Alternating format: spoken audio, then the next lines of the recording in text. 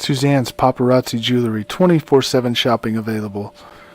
160920 is the code. Show her some love, like she showed us. Hello and welcome to Tuesday Night Mania, brought to you by Coast to Coast Entertainment Network. I am hosting, as of right now, Big B. Ace of Mania will be joining us shortly, hopefully, but I am joined by right now my man to the left, Syrup Crispy Bacon. How you doing, bud? Very good. Hope everyone's having a great evening. Yep. And down below us, the man, the myth, the leader of the Top Rope Collectibles. Will, how you doing, bud? Man, I'm doing great. How are you guys? And how's everybody out there in the Good. comments? Literally just got done like 15 minutes ago.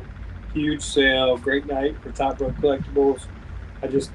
What a great group. Huge shout out to Coast to Coast Entertainment Network, with the podcast. Looking forward to a great night, and we're about to get started. So welcome, everybody. Yeah, we got comments rolling in. Thomas Burnett saying what's up. Roger Cooper saying what's up. What's up with you guys? So let's start it off like we normally do. A little recap of AEW Impact. Well, I did not get a chance to see it, but what about you? Yeah, so I saw quite a bit of it. I think the biggest thing is I'm going to keep it real short with AEW and with Impact. Slammiversary was a hit. I think anybody that watched Slammiversary got a really good show out of it. Not a lot of surprises there on the match results and all that, but overall, I thought Slammiversary was a great pay-per-view, great storylines, huge success for sure. AEW Forbidden Door, I don't think there was any surprise whatsoever that Moxley was going to become the interim AEW champion. I think that's the most ridiculous thing I've ever heard. You're either champion or you're not. I can't recall another time ever in wrestling history that there was an interim champion. So I get it. They're setting up Mox versus Punk when he comes back. But why would you not just have Mox as your champion? Why would he be interim champion? It makes no sense. Ultimately, Punk had to relinquish the title. Mox is the champion, and that's how it should be. So, although I think the feud between Punk and Mox is going to be really good, so I'm looking forward to that. But the whole interim thing is just asinine to me. And really, other than that, in AEW, you got some injuries. You got Cole injured. You got some other guys injured. You got Hardy out, of course, with all his legal issues and all that. But other than that, AEW is just kind of doing its thing. I don't think they turned any tides or created any new things in wrestling by the Forbidden Door pay-per-view. It just seemed like it was an old WCW versus New Japan wrestling pay-per-view to me, is what it seemed like. So I wasn't overly impressed, and I don't think most people were. Most people, I think, rated it like a 7 out of 10 or 8 out of 10, and I think that might be quite generous, rating it that high. Ultimately, in my opinion, Slammiversary was a better pay-per-view, but everybody has their own opinions on that. So back to you, Big B. Yeah, for me, from what I read, it sounds like the crowd was in there. I think the biggest thing that turned off some fans that I know for Forbidden Door is that there were so many injuries. Every day it seemed like somebody new was coming up with an injury. Didn't know if this guy was going to wrestle, that guy. And then there's a lot of controversy on, this person wanted to win. Of course, New Japan wanted their guys to win. AEW wanted their guys to win, but Slammiversary, from what I saw. Couple shout outs real quick in the comments, Big B. Sorry to interrupt you, buddy. Oh, that's okay. Couple shout outs. Chief Thomas Glenn is in here, made the comment, never in my 63 years of watching has he ever seen an interim champion. So, that right there should tell you a lot. No, I was going to get to that too, but I was looking it up. Yeah, I couldn't find anything. Number two, Chris Canfield says it's his first time watching. Welcome, Chris Canfield. He's a great member of ours over in TRC, buddy of mine, so welcome. Glad everybody's here. Roger Cooper, Thomas Brunette. Thomas Brunette goes out there that boxing and MMA always do the interim champion thing. But yeah, my 45 years of watching wrestling, I don't recall ever hearing the interim champion. Normally it's, okay, we're going to have a match. The winner's going to be champion until the champ can come back, and then we're going to unify the titles. It's just my opinion. You shouldn't have interim champions, and you shouldn't have the statistics cards like they do with the wins and losses and all that in AEW. I think that's the biggest waste. Really, I kind of think it's kind of cool. Yeah. I mean, it doesn't bother me either way, but I thought it was their own twist on things. I thought it was kind of cool. I don't know. I can't imagine what benefit it provides when you're telling people that this guy's had 73 wins and 72 losses. I mean, you're basically throwing it out there. This guy could win or lose at any moment, and if you're trying to build somebody up, those scorecards don't really do well. The tail of the tape. So I'm not. I get what you're saying, Will, and Ace is joining us. Ace of Mania. So what's up, Ace? We just got done. What's your thoughts on AEW and Impact this week? My thoughts? The pay-per-views. Depends on what you really want to know about it. You go ahead. Huh? Go ahead. Honestly, okay, before I get into my thoughts on AEW, I will tell you, Impact, again, they had another great show. And honestly, to me, I'm personally at the point to where I feel like, and I know some people bash Impact because, look at the low ratings and everything. If they were on a different channel, I think they would have a hell of a lot more viewers. It's a channel that they're on. So I heard people that. don't really look at it. I was going to say they're on, Access and then on Twitch. So they're streaming and on cable. Yeah, but if they're on, they are. What Ace is saying, if they're on USA or TNT, Right. Yeah. If they were on a channel like that, they would be fine. They would get a lot more viewers. Yep. Honestly, they would. What's up, Karen? Now, for me, honestly, I was tempted to watch this Forbidden Door. I was gonna watch it, and then I didn't, only due to the fact that I kind of had some people message me and say, and these were AEW fans, and they messaged me and they said some not so good things. I'm like, okay, now you kind of turned me away because, well, the simple fact is because I'm seriously getting sick and tired of this. You know why WWE sucks? You know why AEW is better? You know why WWE is better? You know why? It's seriously, I'm like at the point now to where every single group I'm in on Facebook, I legitimately want to be like, bye-bye, because of the fact, I'm seriously getting sick of this fake war that supposedly that we're having, that is non-existent, that people put in their minds that is there. Even Tony Khan put this in his mind that there's this fake war going on, which obviously you can clearly see that Vince doesn't care, because when he started cutting all these people, he said, maybe I can give him some more. So obviously, that Vince doesn't care. He doesn't see this as a war. But this is the part I'm at. I just ignore all of that. I don't know.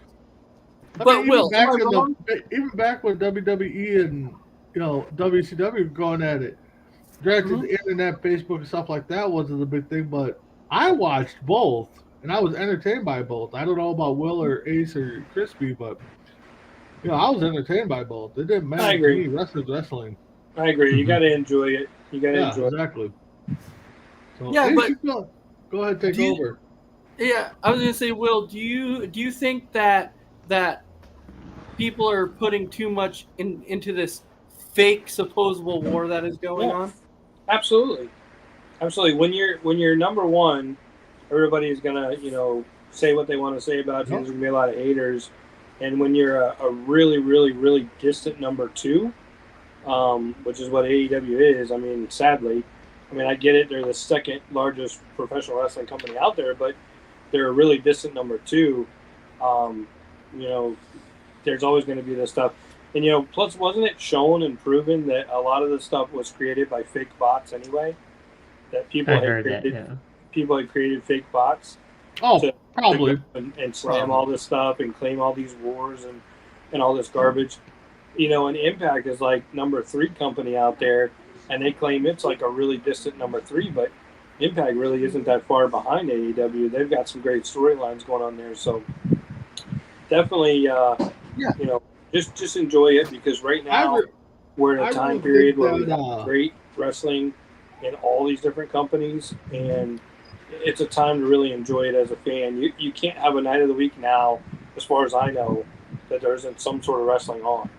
And back in the day, you didn't have that. You had Mondays, you had Saturdays, but now it's pretty much every night of the week you can watch wrestling, and if not, you can turn on the Peacock Network. Yeah. Well, yeah, because Monday you have Raw, Tuesday you have NXT, Wednesday you have AEW, Thursday you have Impact, and Friday you have Rampage and SmackDown. Well, and So the thing, Monday too, you also have AEW Dark, and then AWA somewhere in there too, Tuesdays or Thursdays or something like that. yeah, but So let me get to a few of these comments here, where Thomas Glenn is saying, That's the you know who was the wrestler that had the 04? I can't remember his name. That's wasn't what that Billy the Horowitz one for the loss longest time? had that 04 run. Oh, was he thinking about Kurt Hawkins?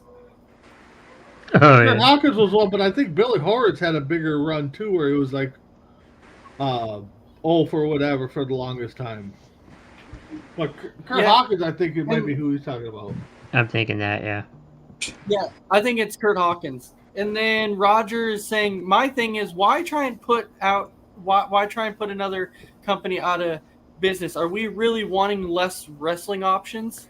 I think they're trying to improve ratings on both sides, so they're trying to make it a competition. Yeah, and I think COVID really hurt. I should say kill. I think it really hurt AEW. I think they're coming up and coming, and then when COVID hit, I think that kind of put a little hurting on them.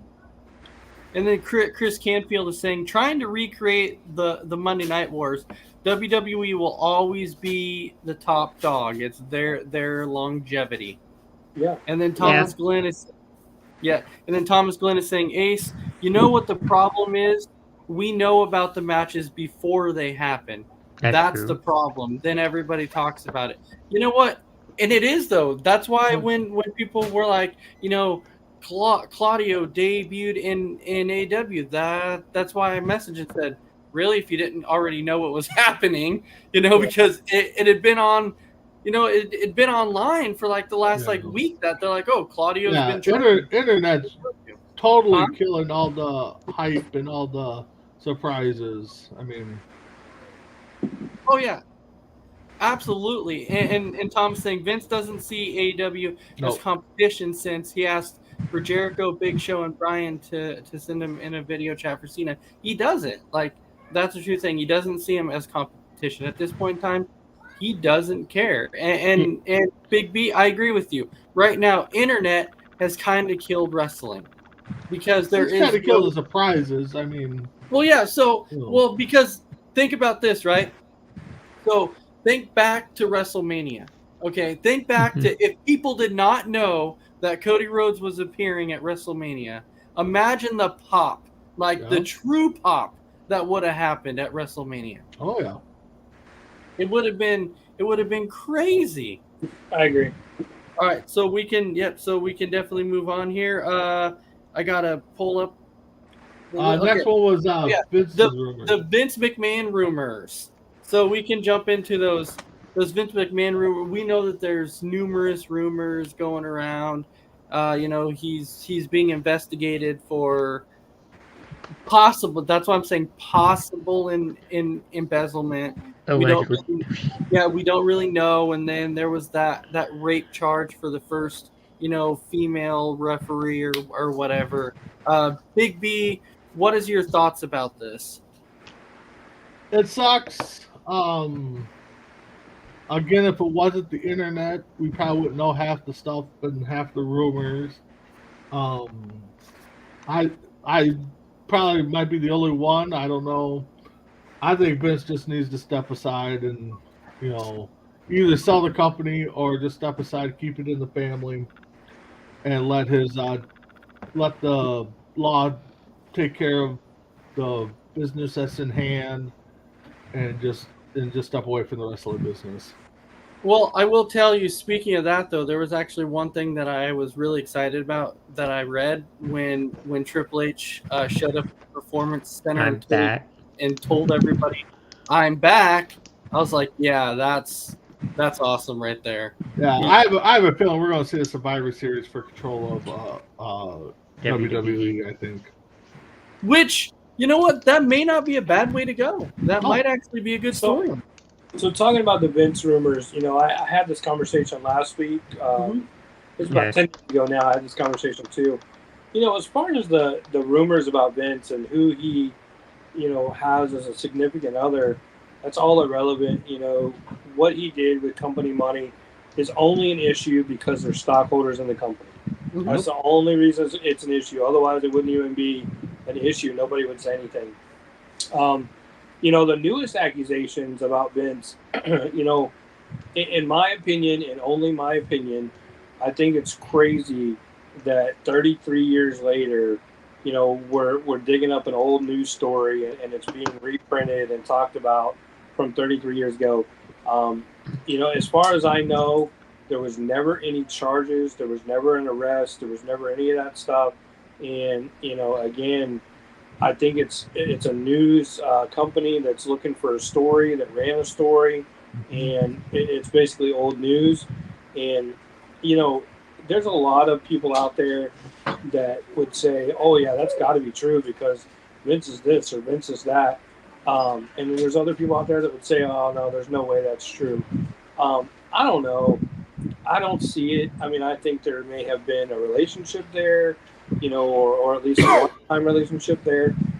But I don't see Vince McMahon, you know, really being that kind of person. I mean, maybe, but I just don't see it. And then again, you know, it was after the fact. The story came out. There was some financial gain involved. I just don't see it. I think if it was a serious situation, I have a feeling there would have been some legal charges and a big investigation. There was none of that.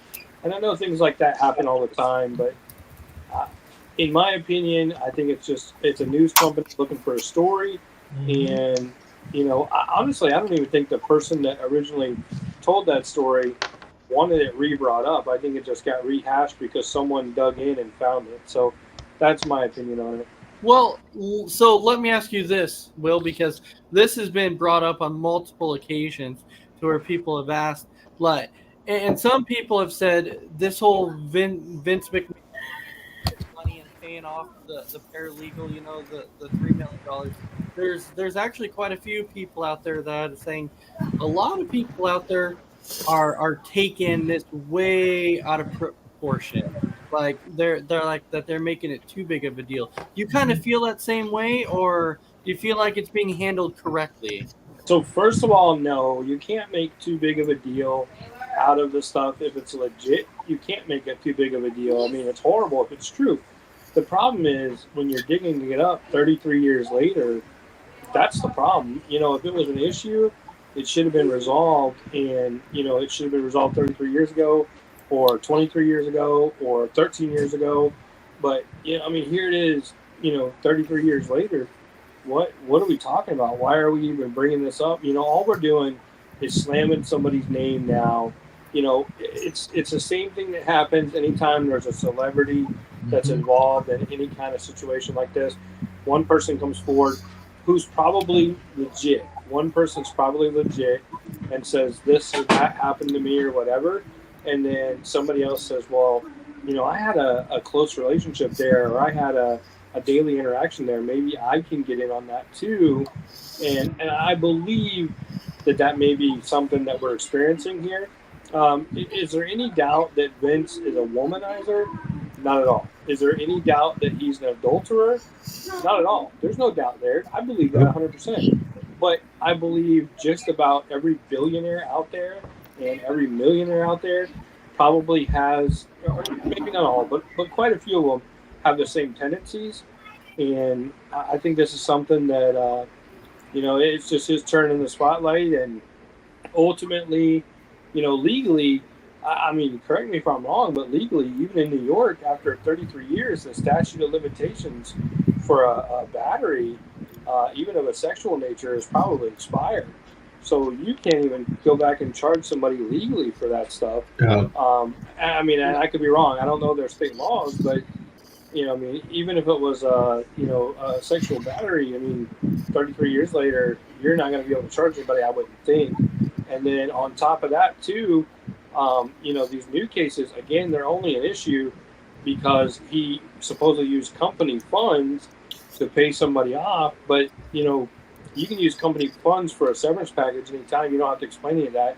And he's the chairman of the board. So probably not a lot of news stories there. I think a lot of people are trying to make them news stories. And that's not – none of that has anything to do with wrestling or what all of us should be talking about. Yeah. Yep. So Thomas Burnett saying there were no charges on the alleged rape as she didn't come forward until after the statute of limitations ran out. So if that answers your question, there's your answer to your question about the statute of limitations. So then there you go. So again, probably not something that should ever be a news story, and I mean, what was the purpose of running the news story? Just to slander him and slam him, right? Even if it's accurate and it's an old thing, I mean, it's like having a criminal that has had a charge expunged or taken off their record and then bringing it up in the public spotlight to shame somebody. If it's off your record, in his case, it was never on his record, then what are you doing? You're trying to publicly humiliate somebody and slander them. There's laws that prevent that, Right. So, I mean, we've all done stupid stuff. Now, I'm not saying anybody here has done anything of that nature, but I'm saying we've all done stupid stuff, and, again, maybe he was aggressive. I don't know. I wasn't there, but I just don't see Vince doing things that he's been accused of. I think, again, it's a Me Too kind of movement, and it's not wrestling. It's not what we should be discussing or what everybody else should be discussing. Yep. Right. All right. So Mess Around, welcome in Mess Around. He hasn't been here for a while. What's up, Mess Around? So what's going on, guys? Yeah. So we were gonna ask you your opinion on the Vince rumors. What are we talking about? Just Vince rumors. What do you think about the Vince rumors? The what rumor? The Vince rumors. The Vince McMahon rumors. Oh, the Vince, whole keep the hush money thing. Yeah. Him and John Laurinaitis. Yeah. I've said it before. I said it on Between the Ropes last night. It's not. If he wasn't who he is, it wouldn't be a big deal. Because, guy, come on, people cheat all the time on their significant others. They just do. But if it wasn't Vince McMahon, it wouldn't be a story. Yep. If he wasn't who he was. So, it happens all the time. People cheat. I'm not condoning it at all. But I think it's stupid. It's not like he killed someone or murdered someone, I'd say let him stay in power. He didn't, people cheat all the time. It's not a big deal. I mean, it is, but it shouldn't be as big as it is. Right. All right.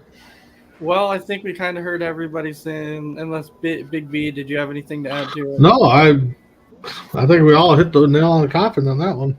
All right. So then we can move on to our next one, which is our final Money in the Bank predictions. And I will tell you, this is interesting because I was talking with the wife about this last night, and we were talking about the women's Money in the Bank match. And as I'm rolling through all the women that are in this Money in the Bank match, it could legitimately go either way. I can't. I don't know what that is. What's up? Everything okay? Have some sort of technical difficulty. Yeah, everyone's good. It was just technical difficulties. Oh, okay. But this is the one that I'm saying, to me personally, this one I feel like could go either way. Just because of kind of how they're showcasing kind of each and every one in their own different way.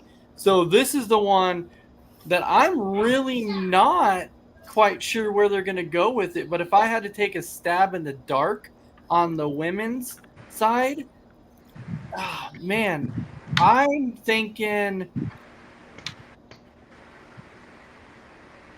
I'm gonna go with Raquel. I don't know. Wow. I'm taking Raquel. I'm gonna take Raquel or Alexa. Like those are the two that really. But I'm really thinking it's Raquel. So then the men's side, I'm gonna go with Seth Rollins. So Big B, who are you taking on the men's and women's side?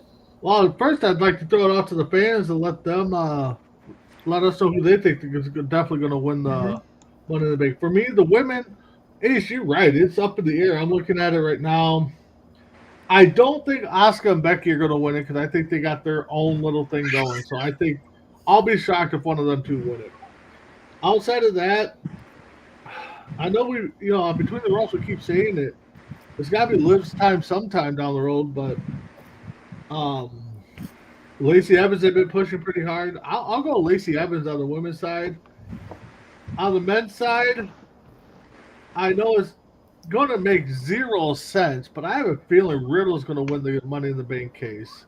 I just had that because one, It'd be he a can't waste. challenge for set. He can't challenge if Roman wins at SummerSlam. So are they setting up Brock? Because we know Brock and Riddle has a little backstage feud personal. So I'm going to go with Riddle. I think Riddle's going to do it. All right, Chris, how about you?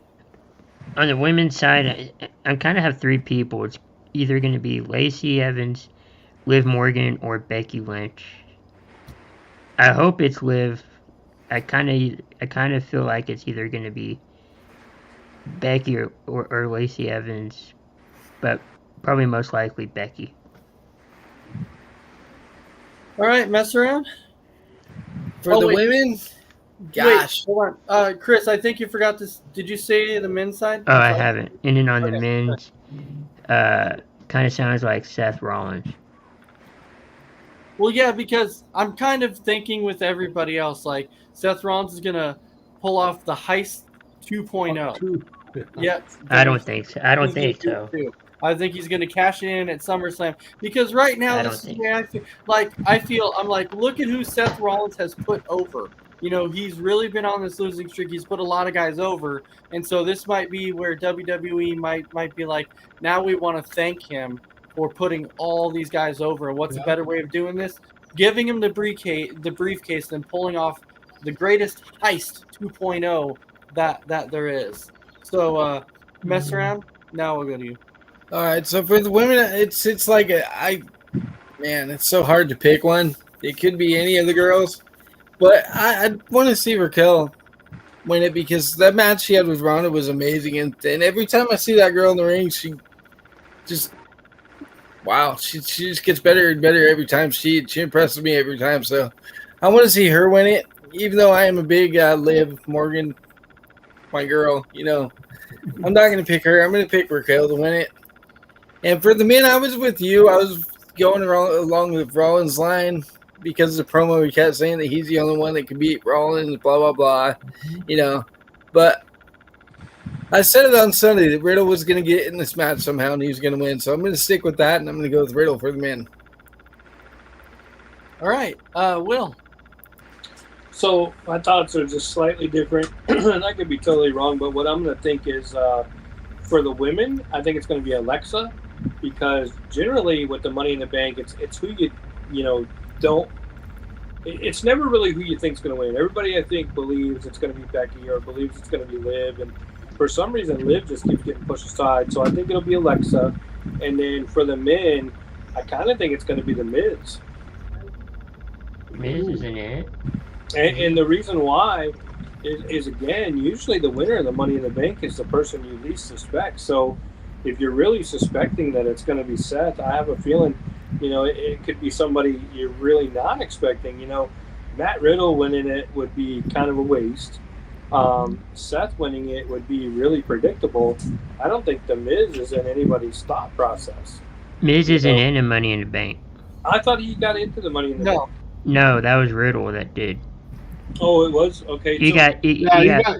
There's one spot still open. Yeah, there's the mystery spot, right? Yeah, it's a mystery Yeah. spot. Yeah. So who's in there right now? So you got Seth, Drew, Sheamus, Omos, Sammy, and Riddle. Yeah, I still think Miz gets in there. So that's just my prediction. We'll see what I like happens, it. but I think there's a possibility Miz gets in there. I'm thinking Kevin Owens does. You know, Could be. you know the really the dark horse in this whole thing, though. Come to think about it, is Sami Zayn, and the only Yeah. reason I'm saying is the dark horse is because he's kind of been in this bloodline storyline. So I'm saying he could like be this dark horse that he could win it, and then as much as he's been saying I won't cash in on Reigns or Lesnar, it would catch everybody off guard if he actually did cash in and then win. I was gonna throw that out there too with Sammy being part of the bloodline. Like Roman or the Usos could come out and help him win the Money in Or- the Bank because he said he's gonna protect Reigns and not Or- cash or in to help hinder. him win. Yeah. Or they could come out and spoil everything for Sammy. No, I don't know if they would do that. I think they would try and protect somebody who they thought was going to protect them. But I'm just saying it would be like I would not hold it past them having Sammy win it and then go into that storyline to where Sammy ends up cashing in and then winning and then going Well, around being well, like, I'm the Otis- only one. Otis that did beat-" win. I'd be okay with that. I Otis love did Sami win. Zayn. I mean, you've already given it to Otis, so you may as well just keep pushing it further and further. Exactly. Down. Yeah, there's really no point in giving it to Otis. Yeah. And Thomas is saying, I'm going to remember this on Saturday. Uh-oh.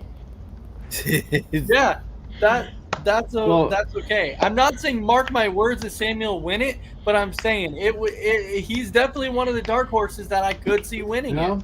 I think he'll come close, and then the bloodline kind of stops all that. Thomas Glenn is going to Alexa, Sammy. Burnett said he'd love to see Sammy win it. So, Roger and is then saying- Thomas Burnett, Mr.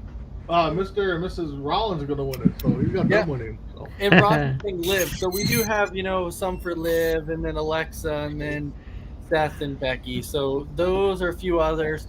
Does anybody feel like maybe the I'll be tag done team here in like titles will change 20 hands? minutes. What's that? Does anybody think that the tag team titles will change hands? I don't think so. They Did they should, but cut- they won't. Did they come up with a stipulation for that? Probably on Is there- SmackDown. I don't think. Because the match was supposed to be whoever won got to pick the stipulation last night. Yeah, they'll probably announce it on SmackDown. Probably. So how does everybody think that Theory's going to pull off this victory over Lashley? I think it's going to be Lashley that takes it. No, I seriously think that Theory's going to win because I think they're setting up for that Theory and Oh, Cena that's true. at SummerSlam. You kind of saw a little bit of a preview about it on Monday night, so I think they're kind of setting up for it. I'm with you on that one. If Theory wins, he wins by DQ. Yeah.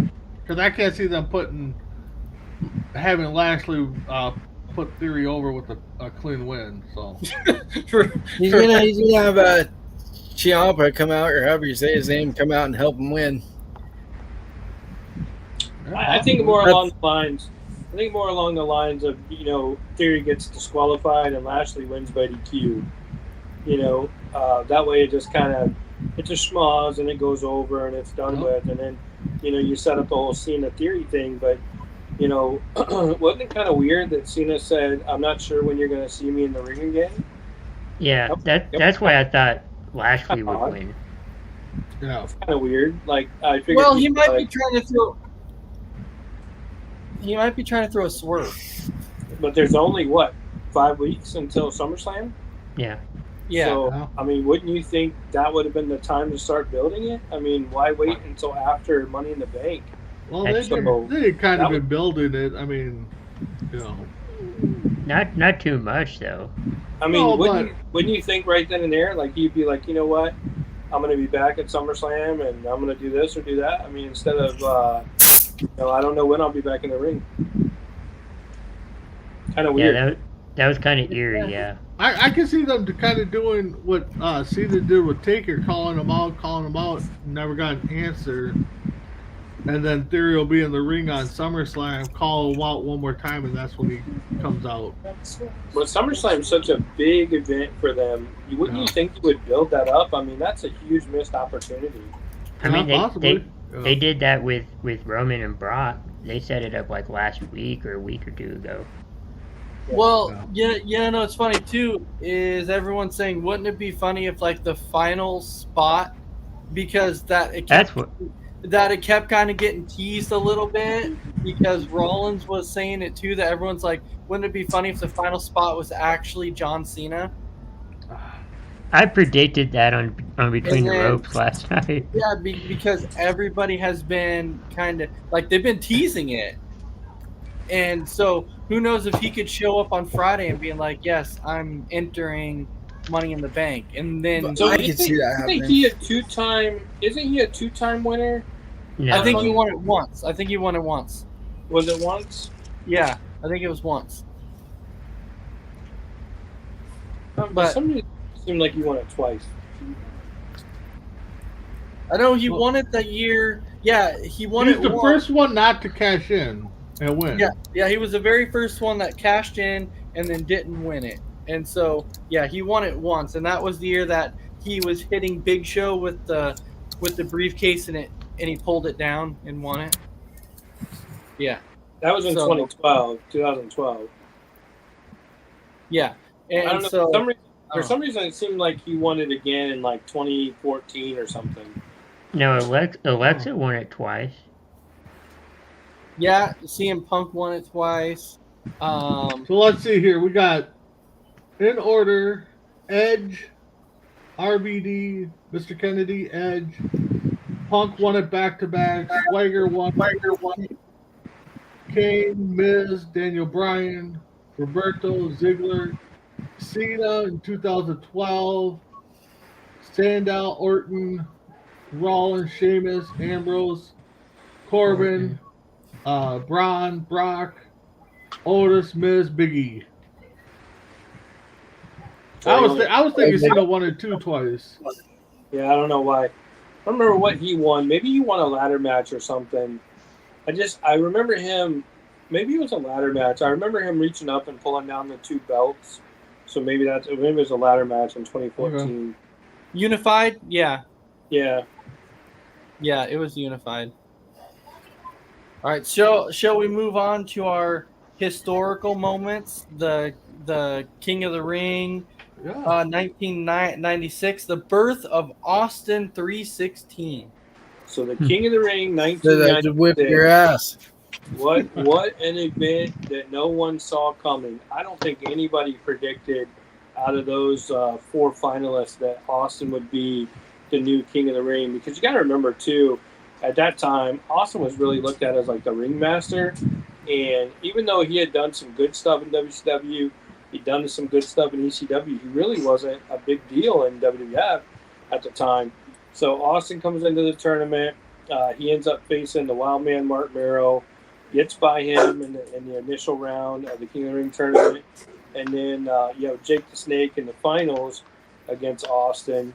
Austin lands a stunner, beats Jake, goes on to win the King of the Ring, and then delivers a promo that to this day, all these years later, everybody still remembers it because it really changed the course of how, the Attitude Era would start, the Monday Night Wars would continue to go, because over in WCW at that time was really the very, very beginning of the Monday Night Wars, because Paul and Nash had just got there. Bash at the Beach hadn't taken place yet in 96, so Hogan hadn't turned yet.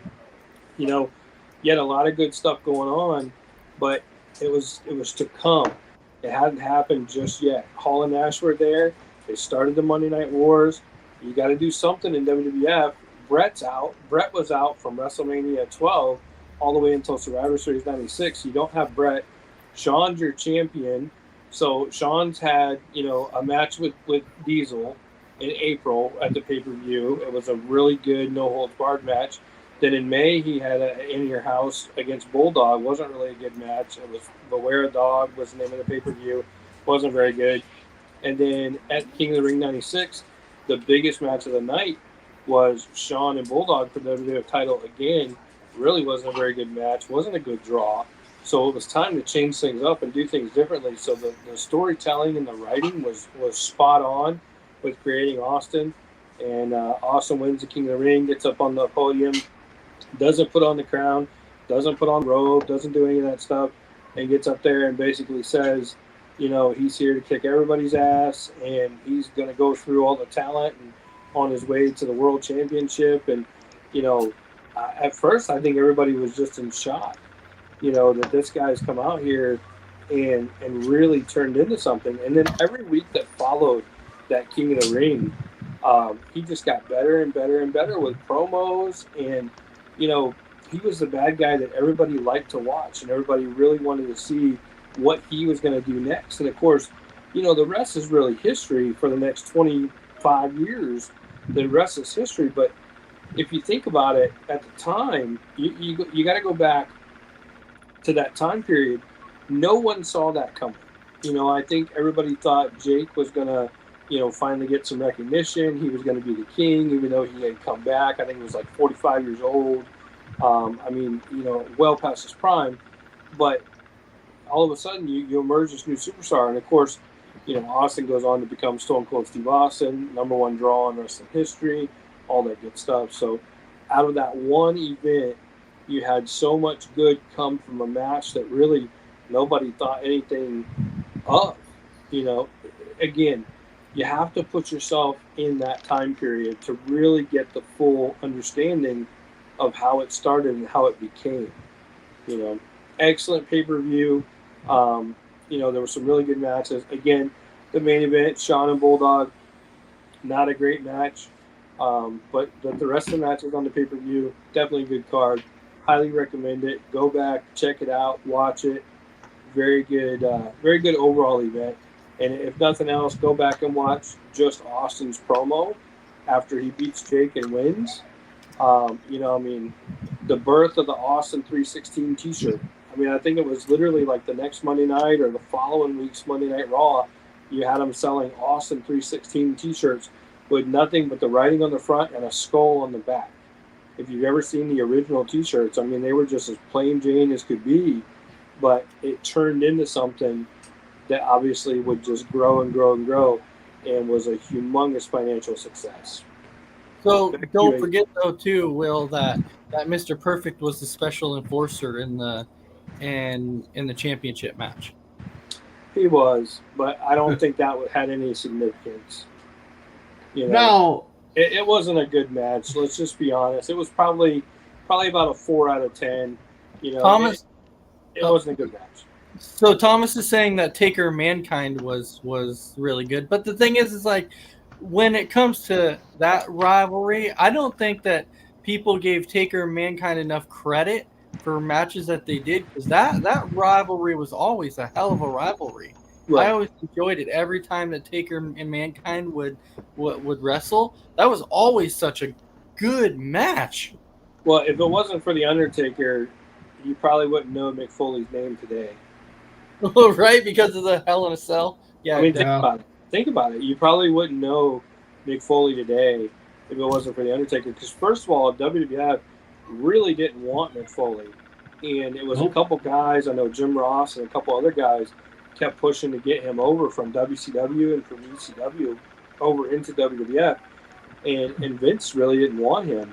And then Mick Foley had to do a lot of crazy stuff and really injure himself permanently to this day to really get on top and become successful, which he did what he had to do to succeed, and no one can look down on him for that.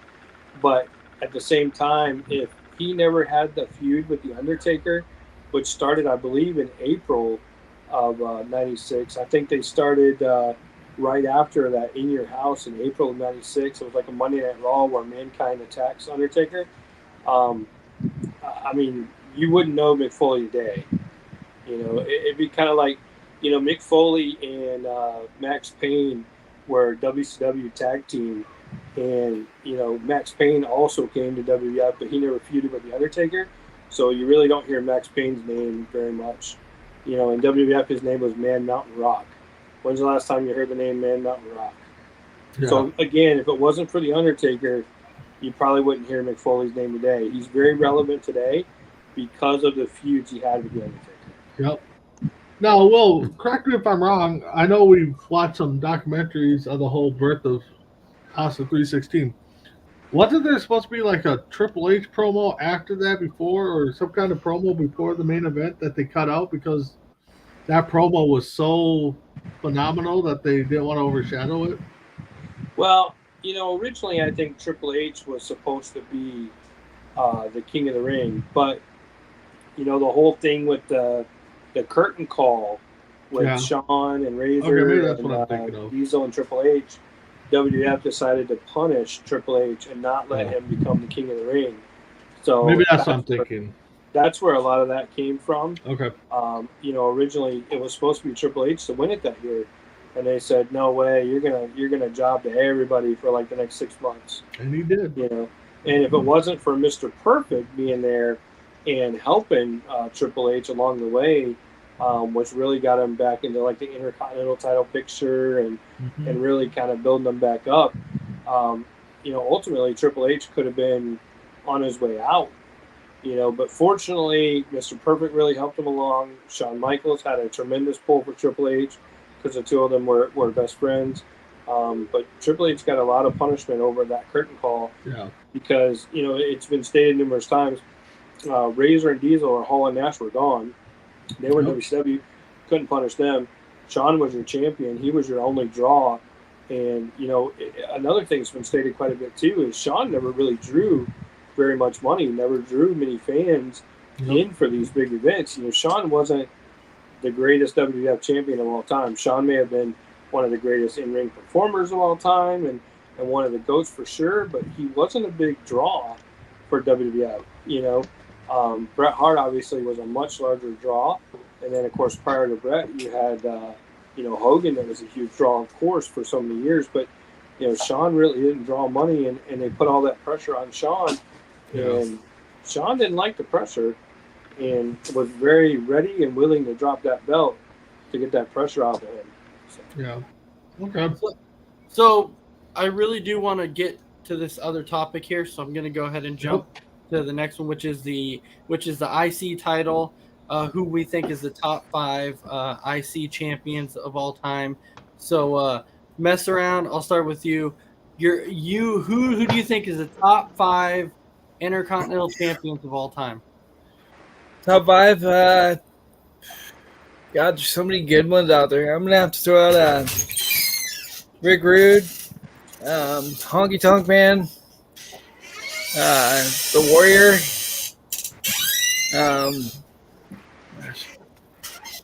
The Miz, because he brought it back. When the Miz had it, he brought it back to relevancy, so I'd have to put the Miz in there. And, gosh. Can't think of a 5th one for some reason. Mr. Perfect, I guess. Okay. Big B? Yeah, I was, kind of looking. I mean, to me, I hate to put him number 1, but mess around kind of said it. The Miz, brought some relativity back to that title. So, but no particular order really. Honky Tonk Man, longest reigning champ. I gotta put him up there. Gotta put Savage up there. I thought he did quite a bit with it. Warrior definitely got put up there, and then you gotta go with the man that was the first champion, Pat Patterson. So that's my 5. All right, Crispy. I haven't watched that many, so so I don't know. I don't have any at this point. It's all good. All right, Will. So I would say number 5 would be the Honky Tonk Man, longest reigning Intercontinental champion of all time, or at least as far as I know. I don't think anybody ever took that off him, that record. A lot of great matches, tremendous storytelling. It was like, will this guy ever lose this belt kind of thing? And then when he finally did, there was such a significant loss and significant match, even though it was so quick and over with. If you remember, it was SummerSlam '88, and it was a mystery opponent, and it was the Ultimate Warrior who came out and beat him 16 in seconds, wasn't it? Yeah, just a few seconds. Yeah, so tremendous there. Number 4, I would say Mr. Perfect, Intercontinental Champion, greatest of all time. Number 4 spot. The only reason I would say Perfect is because if he didn't have a back injury, I think he would have been the first ever multi-time champion. Because back in the day, you didn't see a whole lot of multi-time champions. You saw long-term champions. So I think, barring injury, he would have been a multi-time champion. Number 3 spot, I would say Bret. Bret the Hitman Hart. If Bret never wins that Intercontinental title the first time off of Perfect, goes on, has, tremendous matches, drops it to the Mountie, re-wins it against Piper at WrestleMania 8, in one of the greatest Intercontinental title matches of all time. I know they say Savage and Ricky Steamboat is like one of the greatest WrestleMania matches of all time for the IC belt, but that Bret Piper match at WrestleMania 8, if you haven't watched it, tremendous match. Number 2 spot, I would say, is easily Shawn Michaels. Really, really close to the greatest Intercontinental champion of all time because he did so much with it. He really kept that belt relevant. And you got to remember, too, especially back in those days, the Intercontinental title was designed to be the working man's title. It was the workhorse title to really propel you for the next big thing, which was the WWF title, to see whether or not you could carry the company and lead the company. And also, a lot of times back then, too, your big WWF champions, the Warrior, Hogan, Savage, Slaughter, all those guys, a lot of those guys didn't want to work the last match of the night because they wanted to work like middle of the card so they could get the hell out of there and get to the hotel and order some room service and relax. So a lot of times you would see the Intercontinental Champion as the last match of the night, especially at house shows. And then finally, at a pay-per-view, one of the bigger pay-per-views they ever did at the time, SummerSlam 92, main event is Bulldog and Bret for the Intercontinental title. So, those guys put that belt back on the map. And then, in my opinion, the number 1 spot, greatest Intercontinental champion of all time, the only ever 4-time WWF Intercontinental champion in a time period where belts didn't change that much was Razor Ramon. Hands down, no doubt in my mind, Razor Ramon, greatest Intercontinental champion of all time. All right, so my 5, basically they've already been gobbled up. Most of them have. But definitely Mr. Perfect is one. I would have to go with Savage. Now, this is no particular order again. So Perfect, Savage. Let's go with let's see, who'd I have written down on my list? I said Chris Jericho. I had to put Jericho in there. So, because Jericho to me is like not only one of the greatest IC champions of all time, but Chris Jericho to me is one of the greatest of all time because of everything that he has accomplished. And then of course Patterson, and then of course to me the greatest one of all time.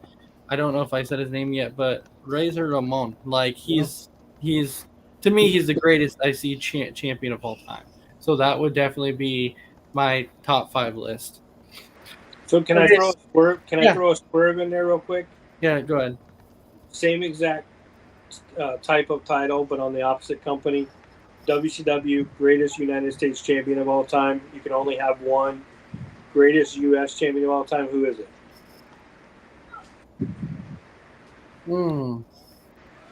That's tough. You only get one. That is tough.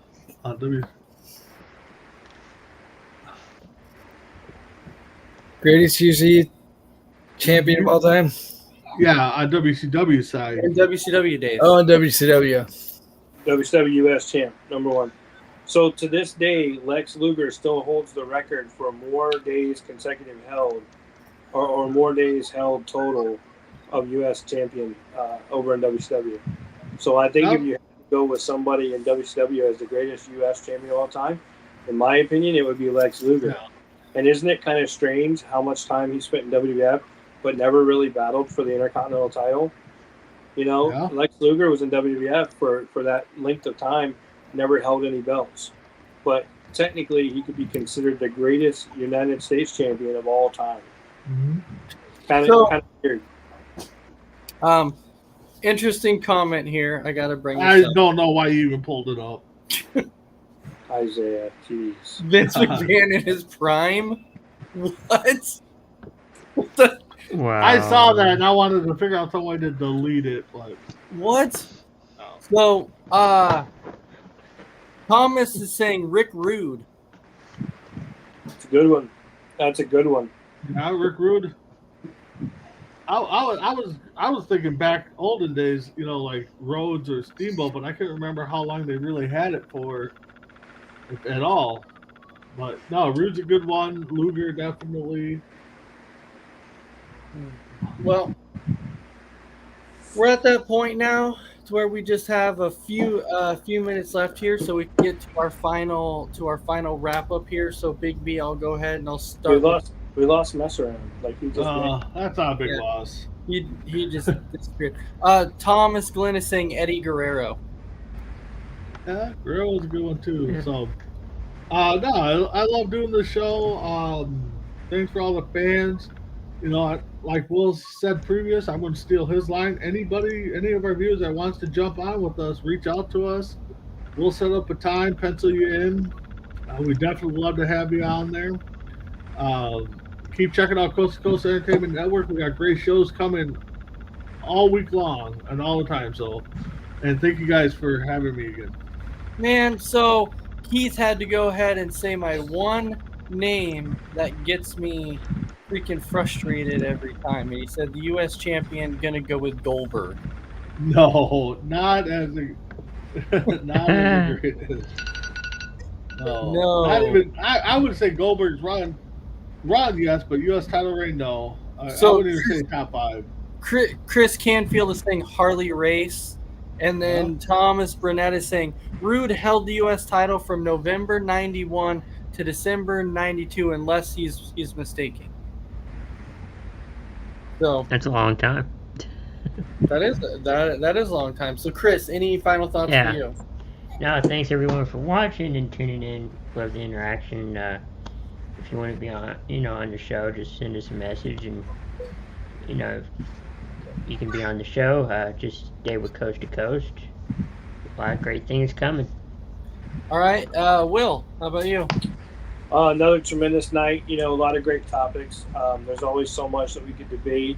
We really want to get people in here to give their point of views too. It's great having them in the comments. But guys, anytime you guys want to go live with us and cover some of these things, I think next week's agenda is going to be a lot thinner because I think what we need to do is just focus on a few points and really get more people's engagement. And maybe we won't spend 19 minutes on AEW and Impact because it's definitely not worth it. Huge shout out to Top Rope Collectibles. Thank you guys over there, all my team over there, my members, my admins, all those guys. Huge shout out to Thomas Glenn, the chief, Thoughts Count Anywhere.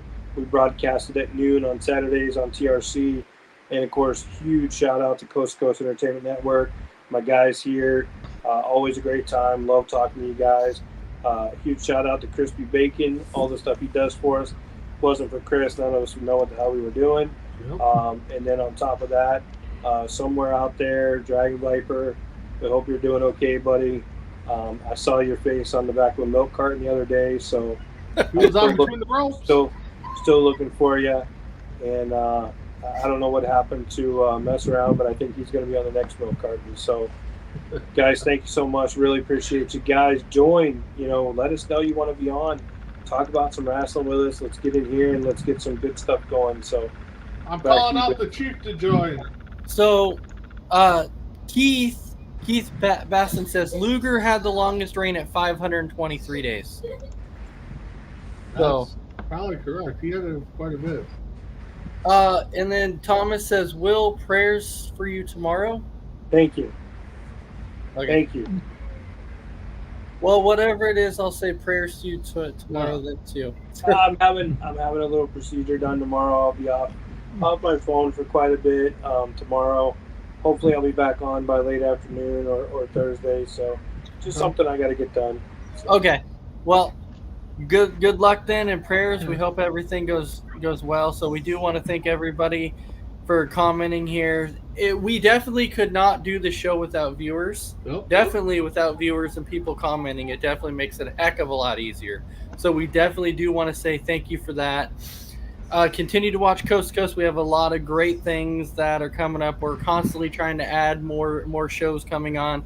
We actually recently had a band reach out to us here that wants to put some music out there for everybody too. So we're definitely waiting to hear from that. We're going to see how that goes. So with everybody, we hope everybody has a fantastic night, and we will see you guys later. Have a good night.